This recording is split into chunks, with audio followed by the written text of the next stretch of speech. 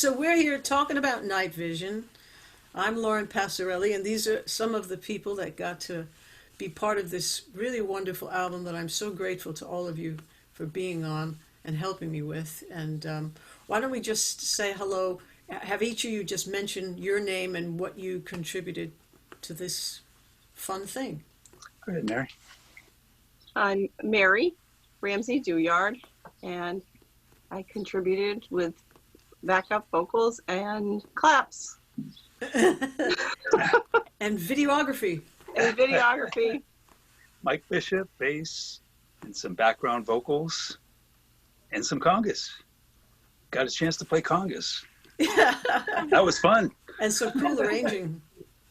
Yeah. I'm Kate Chadbourne, and I got to sing and play piano and some melodeon and organ and write a little bit of lyrics, That's right. Fantastic. which was really fun. And I'm Leanne Ungar, and I got to do the recording. Woohoo. Yeah. Yay, which was so fun, Leanne. It was So so fun. fun. So much fun. Like one of the best weekends of the whole year so far. Yeah. Absolutely. The beautiful Studio 2, the Arc at Berkeley. I have spent a lot of time with iMovie over the last week or so, right? Really? No, just making that one video. That Oh, was yeah. fantastic. Yeah, that was great. That was a great idea. That was fun. Well, it was thanks to you taking all that footage, Mary. That was I the know. best day ever. Best weekend ever. Yes. I was just emailing Mike and saying I was giving him credit for the vocal arrangements on guest list, and he said, I just came up with the oohs. That's it. Kate and Mary came up with the rest. I remember Mary was rocking it, so Yeah, so Yep, Mary. it was the three of you, because I had no ideas at all. I never had any background vocals for that song, ever. Really? Yeah. The old one? Yeah, the old demo, just lead vocal, that was it. Oh, look, Oh. it's Allison. Hi, Allison. Allison! hi, everyone. Hi, Allison. Hi, Allison. You're just in time to say your name and what you did on this record. Oh, I got to go out to Lauren's sanctuary. And that alone, and the dogs. Oh, the music, you meant the music. That's great. Well, isn't it strange that there's more frequencies in a piano, sound of a piano, but it takes up less sort of sonic space, because it merges with all the other frequencies or something? I don't know. Yeah, that's interesting. Over to you, Leanne. That is a good I was going to say, Leanne could observation. explain that. Yeah. It was developed to mimic an entire orchestra. It can make the sound of any instrument in the orchestra. That's why people compose on it. And it covers all the frequencies, but hopefully in the arrangement, people narrow that down so that it doesn't muddy everything up. It could. Piano? Yeah. Yeah, but it's interesting because you can double a bass line on piano Yes. with Yes. a bass, and it'll sound awesome because it'll just kind of Because the overtones. right. Yeah. The overtones. It's ironic though, isn't it? That Yeah. the more frequencies you have, the more you can blend with music. Is Yeah. great. Yeah. Because the fundamental is the same. The fundamental is boring. It's what happens above that. That's where the Yeah. Of course. Yeah. And it fascinates me that if you take off the attack of any note by any instrument, and all you hear is the sustain, you don't know what instrument made that note. Wow. Oh, That's did just not crazy. know that. cool. Yeah. Yeah, Yeah, you disguise the envelope. yeah. That's Very- well said. Very interesting. I Well, studied That is yeah. a technical term. studied electronic music in the 70s, and that's you really learned the basics. You learned, ADSR, attack, decay, sustain, release, and then Right. Yeah. I always saw that on the synthesizers, right? yeah, right. And Yeah. so you could control. That's when I developed my sensitivity about that. Yeah. So, Allison, what was it about coming out here, or what do you remember? What was the most fun about contributing what you did to that cool song? Just the cool parts you played on that song. You, you, you. Look at the shirt I wore for you today. Oh, thank you. Yes. I'll take that in. It was. I mean, you knew what you wanted, kind of. I remember, we did a bunch of passes, and I had a great time. You kept me smiling, which is important. And your vibe, the whole vibe in your space is just beautiful. Oh, cool. I'm glad you liked it. Nothing too technical. I remember I remember being nervous because, I always get nervous before sessions because I don't really know like how it's going to go because I'm neurotic. So, You gotta have a little nerves. Nerves are good. Yeah, a certain amount, yes. Right, but then once you start playing, it kind of disappears, right? I mean, that's what it does for me. Yeah, that's true, Mike. Yeah. Mm-hmm. Well, does anybody have any thing that stands out from things that you contributed, or how we came up with it together, or how you came up with it yourselves? How do you do the cool things you do? I just love collaborating, and for you to have the confidence in me, to give it to me, to try to come up with something. I love that. And, it's inspiring to hear somebody else's creative idea and to kind of try to put your own in that. And, causes me to create things that maybe I normally wouldn't. Yes. It's someone else's idea. Well said. So, yeah, it's a lot of fun. How did we ever even start working together? I mean, I know we met in a band, that we were both in the same band, and then who said it to who first that you'd get to put such cool bass lines to some of my songs? I mean, you're on this album a lot. You did a lot of bass lines on this album. Yeah, I was lucky enough to be able to play on a lot of the songs. Thank you. But I don't remember. I know that you played on my album. They Was asked that you to do first? some slide. Well, that was in 2018. Okay. But I don't know I think we probably had done some collaborating before that. Yeah, I think maybe you had sent me some of your songs by email. Yeah. Not sure exactly which came first. Yeah. How do you even come up with such, they're very melodic, your bass lines. Well, thank you. I'm still singing like the bass line to Used to Love because it's that's something I never heard before in there, and it's so good. Really? Yeah. I don't know. It's just a lot of times when you give me a song, I'll break it down by parts. Okay, let me come up with something for the intro. And then go on to the next part and let me come up with something for that, and then just try to kind of weave them together, and make sure they sound good together. But just the ideas, your ideas trigger my ideas, and the beat, the melodies, everything, the vocals, your great guitar parts. You came up with really cool vocal parts to to guest lists. The three of you did, you, Mary, and Kate. There were no, we mentioned that early, but there were no background vocals on that song in my mind for as long as the song's been around. Made it very hooky. I know how the oohs happened. We were sitting here listening to it on Actually, a computer, right here where we are, and we haven't left.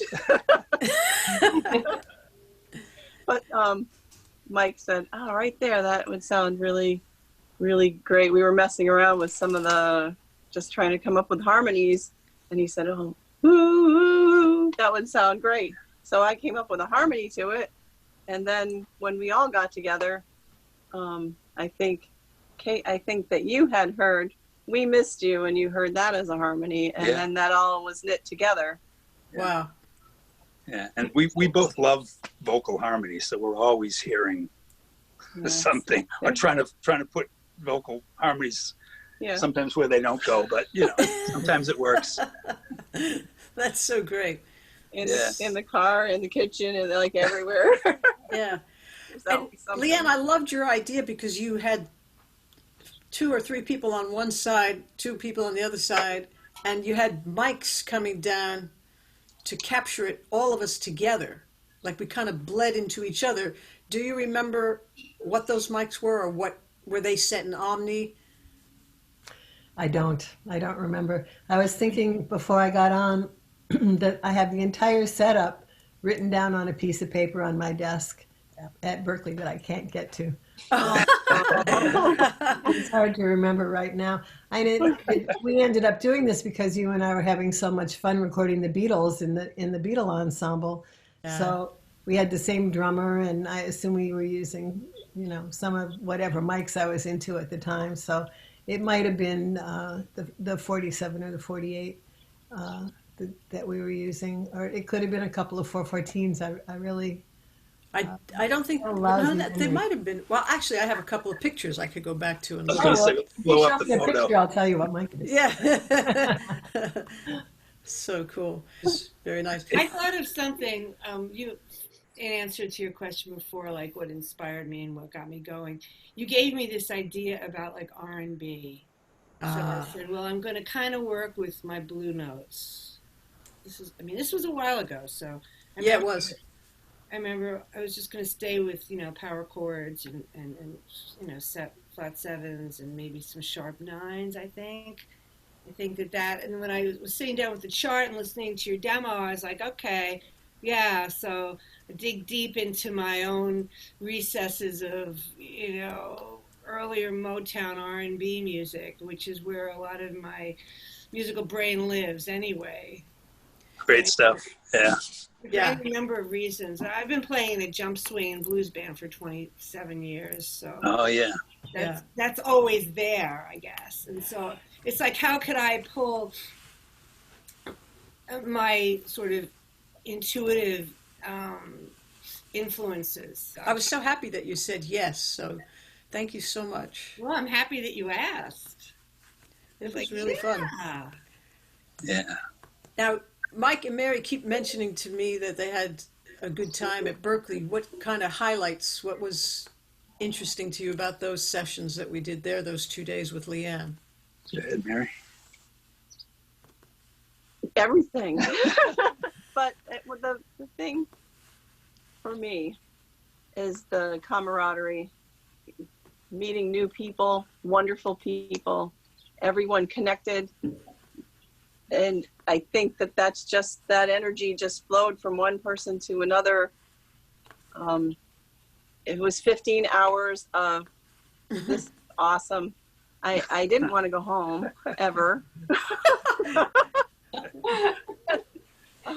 It really was just a highlight of my life to spend time with all of you. And That's amazing. I fell in love with everyone that was there and contributed, and I don't know, just still floating on a little bit of a high with that. It was fun. And every time I hear listen to your music, it just takes me right back to that time. And it will probably forever, because songs do that. They bring you back. I could definitely hear the joy in those two tracks. I should mention that Allison played on Just a City with Mike. Mike played bass on that one as well. That's where all the cool organ parts are on, Just a City. Yeah. And the two songs you're talking about, Mary, are Guest List and Used to Love. Yes. And they sound very festive. They do. Yeah. It's just, I don't know. I thank you for it. Oh, I'll thank be you both. forever grateful. Thank you both for being available and giving me so much of your time those 2 days. Thank you. Hey, Hello, Tom. Tom. Now, Hi. Tom played drums on Just a City, and Hi, I just played drums on Just a City just now. just now. And you sent me the tracks, so you had your own setup for your own studio and just sent them right over. Yeah, so we kind of did a pre-isolation collaboration. Oh, there's a title. And I'd been doing these kind of things for years, and so was ready and set up to provide tracks for Lauren. I have my drum dungeon here with a recording set up, and so Lauren reached out to me and asked if I'd be interested, and definitely was. And she sent me the track she had of Just a City, which I think had everything but probably but the Hammond on it at the time. Yeah. It was a pretty complete track without the drums. So there was kind of a blueprint there as far as the arrangement and that. But other than that, she pretty much gave me full reign to do whatever I saw fit. And so we did a couple of iterations. I sent her a couple of MP3s of mixes that I did of the drums against her track. And, you know, she came back and had some feedback and good ideas of things that she wanted different. So changed a couple of things up, and I think I swapped snares a couple of times just what I was looking for and how I thought it would fit in with the track. So Very cool. yeah, it was a lot of fun. It was a lot of fun. Totally fun. Thank you so much for those. It was nice playing with you. Virtually, right? You know, none of us have met, actually. Yeah. Tom. Right, and the three of you are on that song, so that's very cool. Right. I think Wow. it's just the three of you and me on that song, so yeah. So we'll be able to do some more. There you go. Yeah, absolutely. If it wasn't for technology, I wouldn't have been able to do any of these things, because I've been playing with microphones and tape recorders since I'm 11, and the equipment just gets better and better, and more things get more professional and able to actually sound like the real thing. Right. Nice. Kate, how in the world do you do all the things that you do? Oh, I love doing the things I get to do. So much fun. So much fun. And just coming back to the weekend we spent at Berkeley, and I That's where I wanted was to gonna echo go. it, what Mary said about the camaraderie. And I must say your hospitality that weekend was of the very finest. And you fed us all in Italian style all weekend. And it just made it so much fun. It's all about the food. Yeah, like actually one of my happiest memories is like sitting at a long table with everybody, just kind of chatting away as we ate this fantastic food, you know. Yeah. Yes. It was just so much fun. And another was walking into that lovely little room and seeing the Bosendorfer and being like, I'm in love. Oh yeah, yeah. That Yeah, I do part of kind of it. wish I had been Yeah, able to it's join good you too. in Berkeley. Oh, yeah. They have a Bosendorfer there? Allison, I keep asking you to come play for my class. I'll ask you again. Oh my You can God. play the A little more Bosendorfer. incentive there. Is it grand? Yeah, a 7-foot in Studio 2. It's exquisite, Allison. Go Yeah. get it, girl. We'll connect. I would love to. Now, Kate, you ended up saving a song on this record because I was inspired by a poem, and then I couldn't use that poem. The publisher said, oh, no, no, no, no. And it was either I was going to write new lyrics to this music, or I thought, no, I'll get another great poet to write lyrics. And you so graciously said, I love the idea. I'm going to go run with it, and came up with some amazing lyrics. Yeah. How do you do that? How do you? Thank you so much. I loved the Sudoku puzzle of fitting a new lyric in, especially because I wanted the vowel sounds to, I wanted you to be able to sing the same vowel sounds that you had been singing in the original poem. Which made it even more difficult. That Right. made it fun. Yeah, Right? but I love a challenge like that and like putting things in. And I also wanted it to move in a similar emotional trajectory as the original, as the poem that you were inspired by. So I knew that I wanted a structure of more or less of questioning at the beginning and an opening up into celebration by the end. And so I just squirreled away at it, plugging, and singing it. And it was so much fun. Wow. I'm thrilled. Did a great job I on it. loved the opportunity. So thank you for that. Oh, thank you so much. Those words Phenomenal. are perfect. Thank you. And I love the background vocals you came up with in "Used to Love." Just those little "Love me, love me." Those are such a fun little moment. Oh, thank you. So catchy. That was fun because that was all like Mary and Mike were saying, like right in the studio, because there was such a hive of creativity. I think we were all just like playing off each other's great vibe. Oh, you And- thought of those two vocals or that vocal line right then? Yes. In the studio, yeah. I think it was partly because I was sitting at the piano, because at the piano I could see Leanne, I could see you in your little kind of, like you were in the little entryway, like that was a better place. And then I could see Mike and I could see Leah. And so I think my ears were like doing a lot of fun processing. And that's what occurred to me there. Yeah. Excellent. Wow. Yeah, there's something really exciting, I think, about actually being able to, like, we were all sort of like learning the form together at the same time. And to be able to see everybody just made it so fun. Yeah. Yeah. That was definitely Leanne's idea, the setup and be able to see and the sort of the design of the studio.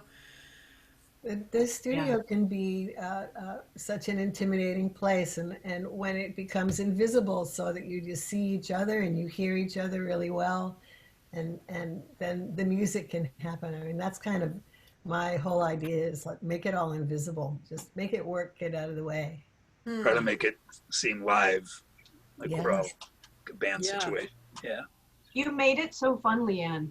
I remember actually, because I was kind of like parallel where the piano was, and I looked over and I saw you dancing a little bit, and I was all right. It was just so lovely.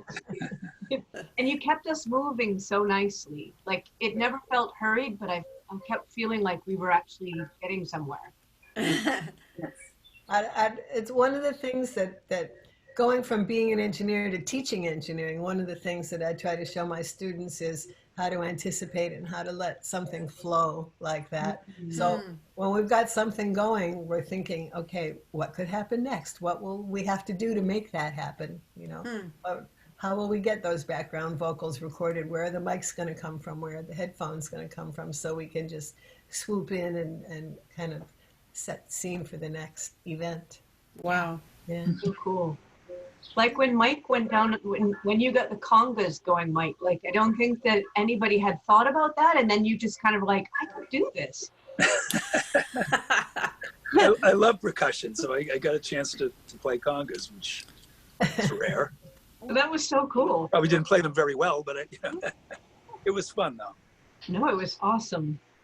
It was a There cool was idea. a little scurry outside the studio of the people that were kind of around to try to procure those and get them in. Right? Yeah, Yeah. Great. Yeah. that was awesome. Great job. What a team. Yeah. Leanne, do you remember anything about how you mic'd those drums? Because the drums on both those songs, Used to Love and Guest List, are just impeccable. Like I didn't have to do anything to them. Oh, thank you. That's what I say. I didn't have to do anything. I mean, Leah's makes the drums sound so amazing, and we knew that from recording the ensemble, and also I've recorded ground lift as well. And in any style, she really shines. So, and I've had a couple of experiences in my life where a drummer will walk in and the way they hit the drums just makes them sound wonderful. And one of those people. You know, her and Vinnie Caliuta and like 3 other drummers that I can name. So yeah, those slouches like Vinny and Tom, I've never had the pleasure. We'll have to get it together at some point. that'd be great. So fantastic. Yeah, it sounds like you had some magic happening in the studio there. We were kind of forcing the magic in our collaboration, but worked out pretty well. No forcing. We still had it. It's- It was still there, Tom. Yeah. Still Yeah. magical. Mike's bass part in Just a City was just awesome. Yeah. I mean, it was just so Thank you. inspiring and just, it was very easy to lock in and groove with that. I Thanks, know, because Tom. I wasn't even playing chords. Just a City, it's just a riff. And I've known the song for so long, sometimes I don't think of the next thing. Like I would have never come up with that bass line, so. when Almost a little reggae kind of feel with some space, Yeah, That was fun. that was awesome. And then I felt like it needed glue, and that's why I asked Allison to play organ. It was Yeah, like, I yeah. need something to hold this together, and you said, no, I think it's being held together just fine. Did I say that? Yeah. And that was before your part. That's because I was nervous. I said, no, you don't really need me to try. It's That sounded great. It's so interesting how, in order to be creative, you have to allow your vulnerability to show. Yeah. But that's also what makes us so nutty. This is true. And fun. In a good way. Exciting. Hanging out with creative people, especially musicians, is like it means the world to me. So I really appreciate this because, especially now during this time, we can't get together, and it's just so cool to not only do what we do, but then because we all teach in some capacity too, it's like you got to learn how to explain what it is we do. Like students think that when they're doing things in a natural way, that it's not real, that they have to do it the way the book says or the way the teacher says. And just being human beings, you are creative, and those ideas do matter. And then seeing them through, from like a tiny, tiny idea to a finished song or a finished record, we're talking about millions of decisions. And it's so funny that a 6-minute and 36-second video of the making of Night Vision only took nearly about 2 years. Nobody knows that. But No. Mostly in a year and a half, but that first song, Night Vision itself, I started with Mike Bean nearly 2 years ago. He came over to play drums here. Mm-hmm. And then Doug Alexander, I asked him to play organ, and he came back with horns, organ, and clavinet. Wow. Awesome. I have something to share. Oh, You guys read this, or is it backwards? No, no, we Put can- my glasses It's on. not backwards. learn. oh, that's great. Hold it up a little longer, and then people will be able to There read we it go. eventually. I think I need 2 pairs of glasses for that then. I need to pin You it. can pin the video. In There we 1 year's go. time, it is estimated that people remember 10% of what they hear, 15% of what they see, 20% of what they see and hear, 40% of what they discuss with others, 80% of what they directly experience and practice. That's Kate's philosophy. Don't for let teaching. go. I got to take a screenshot. That is so brilliant. 90% of what they attempt to teach to another person. Absolutely. Wow. Yeah. So good. Yeah. Yeah. The argument for teaching. So I really had to learn a new skill.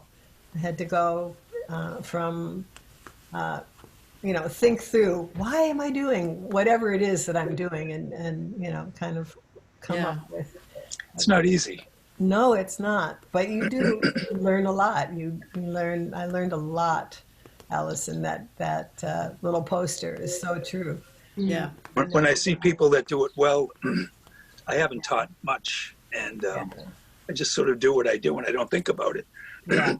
Excuse me, but when I see somebody like Lauren, and the way you can explain things, and just understand, this is what I'm doing, this is why I'm doing it, and then convey that to someone else, that's a real talent.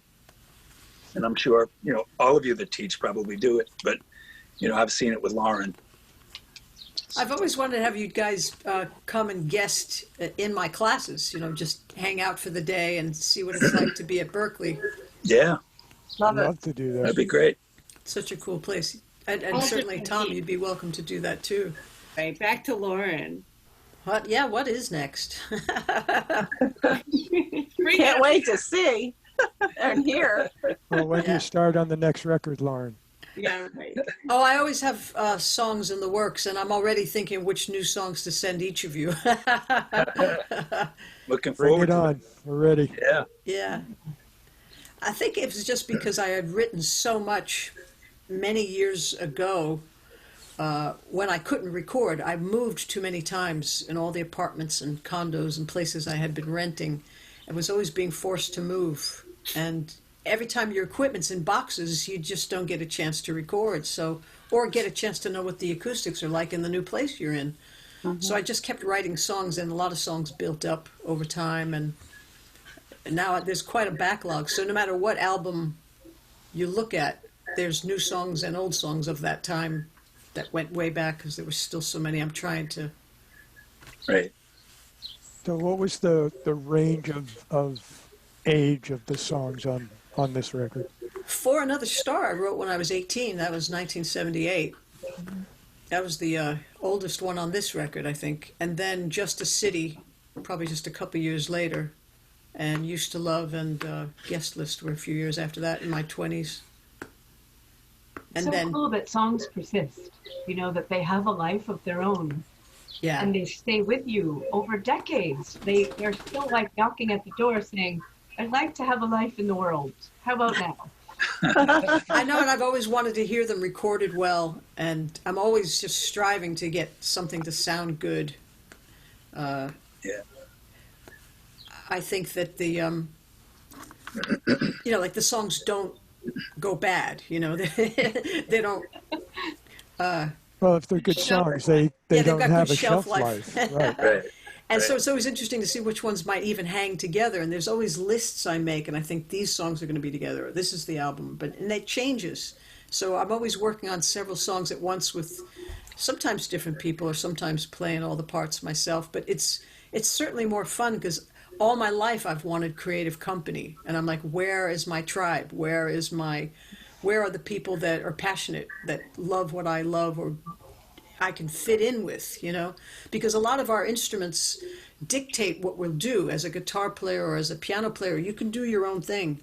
And I'm a very strong introvert myself. Most of the time I'm like, I just want to be home doing my thing. So even being home now is a pleasure because I love being home with the dogs in my studio, and I'm okay.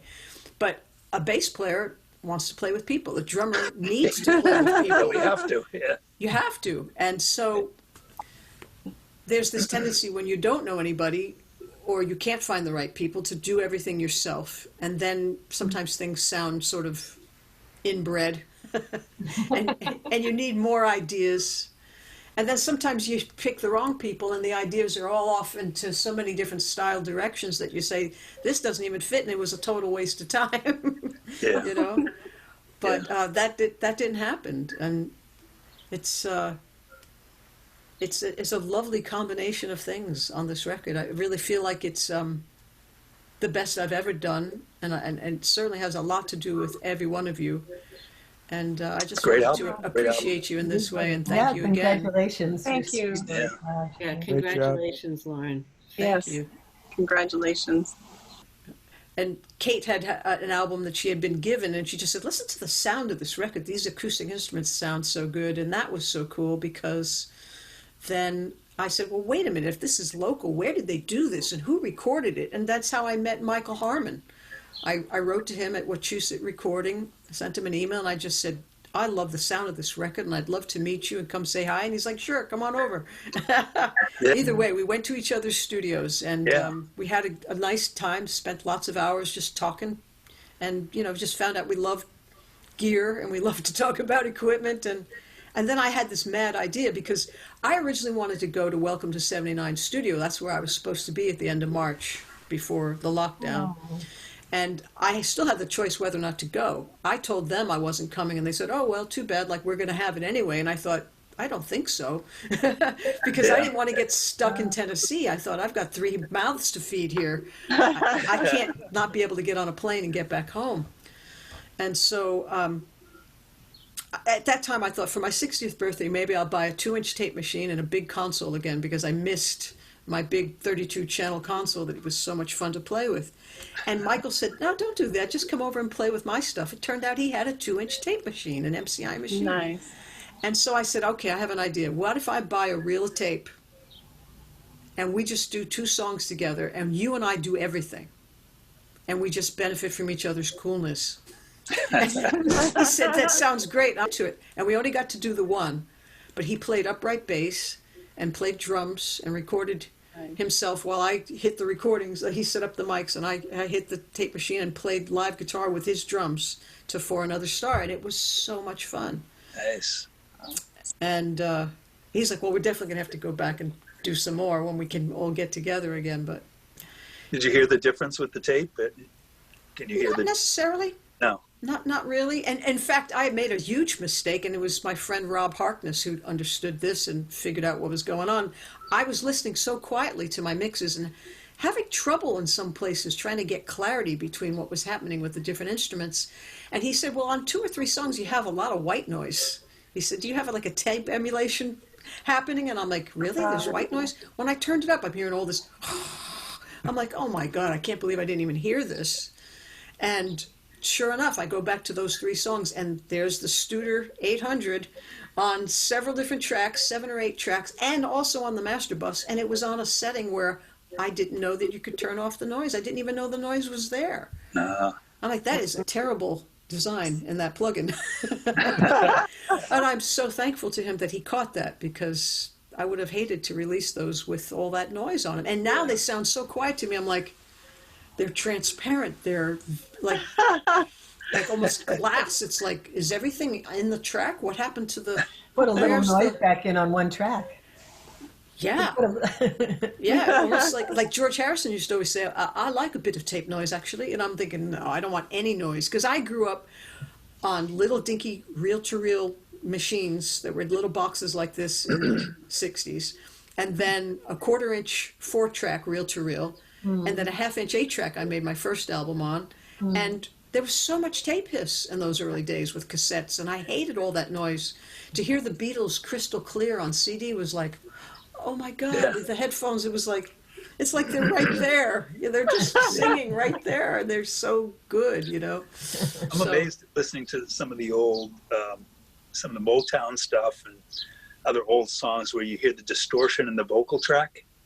It's like they wanted that, you know. Yeah, it was kind of an effect. Well, if it's an overdriven tube preamp, I like that sound too. Like I hear it in Oh Darling, when you hear Paul singing, you can hear him clip that thing, but it doesn't sound bad. It sounds like right. It's a pleasant distortion, just a little bit of color to. Leanne would know the harmonic distortion angle of that. It's about the performance. It's not about the pristine sound. If you get the performance, who cares? Have you ever tried to? There you go, Kate. Yay! Emulate that. I'm glad to hear you say that, Leanne. I try to emulate distortion all the time because it's with the style vocals right now. We try to push every piece of gear that we have to see, you know, if it'll do something fun. Put it into the red. It's ironic. Still experimenting. It sounds a lot like in movies and TV they used to use things called Foley boxes. Yeah. Right. Which where you could make, you know, the sound of someone walking on gravel. Well, that was easy, but there were all kinds of things. Yeah. There is one at Berkeley in the dub stage in the new building. Oh wow. I'll show it to you sometime. Yeah. Pretty cool. Now, Kate does a lot of fantastic instant compositions. I mean, she could sit down to any piano, any moment of any day, and just start playing something, and it sounds like an entire composition. I'll say, well, wait a minute, which one was that? And she'll say, oh, I was just noodling around. You know, it's like, but that sounds like a great song, you know? So she's captured a lot of things that she actually decided were songs on her iPad, and that was your Blessing Songs album, wasn't it? And so it was like, these are such great compositions, let's do it. You know, I just tried to make them sound as good as I could, even though I was starting with MP3s as masters. And now you're embarking on another one where they were all the Celtic Blessing years compositions you came up with. And again, they're MP3s from an iPad, but the performances are impeccable. I mean, your voice, what you played, it's like you got to figure out how to not only save these recordings and put them out there, but it's like I also want to like get you some kind of digital recorder so you could like record a higher quality capture, you know, and not have to have a big deal with interface microphones. Yeah, it's so easy when you're alone to do a performance that you really like, you know, that you wait until you have the performance that you're most pleased with, and then, you know, but you're working right now with these files from Yeah, the magic can happen at any moment. It doesn't matter. You don't have to say it's going to happen at 8 o'clock tonight. It could happen at 2 in the morning or 2 in the afternoon. Or I love that flexibility. I really prize that. Yeah. I've always loved that. teach another class at noon. I have to jump off. This Yes. is It's so much so fun. nice I have to see say you, goodbye. Leanne. It was Yeah. wonderful. Thank you, Leanne. Good That to was see you, so, Leanne. Nice to See see you, everybody. Leanne. Nice to meet you. Bye. Hope we Bye. see each other in real life I- soon. Yeah. I hope so. Yes. Bye. Get your graders. Mhm. Cool. Well, thank you, everybody. This was awesome. Thank you so much. Thanks, Lauren. Awesome. Yeah, Thanks for the opportunity.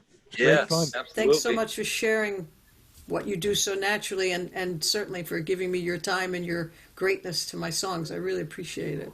Thank you, it's so Lauren. Thanks fun. for asking. Yeah, thank Great you opportunity. for your time and your faith in all of us. Yeah. You're a very brave soul. Am I? How so? Well, you've done a lot of things that I would like to do, but I just have had a lot of issues that have kept me from doing them. So you're an inspiration. You are, Lauren.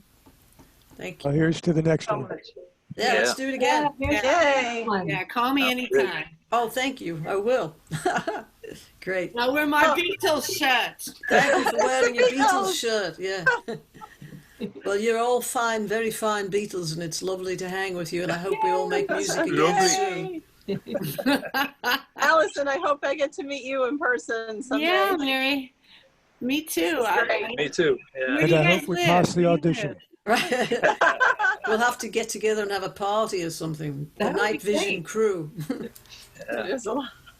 Cool. Anyway, yeah. Anyway, everybody take good care of yourselves. And I Hey, hope to everyone. see you in Thank you. person Bye, soon. everyone. See you all. Thank you. Good to see you guys. Bye-bye. You. Bye. Take care. Lauren, thank you.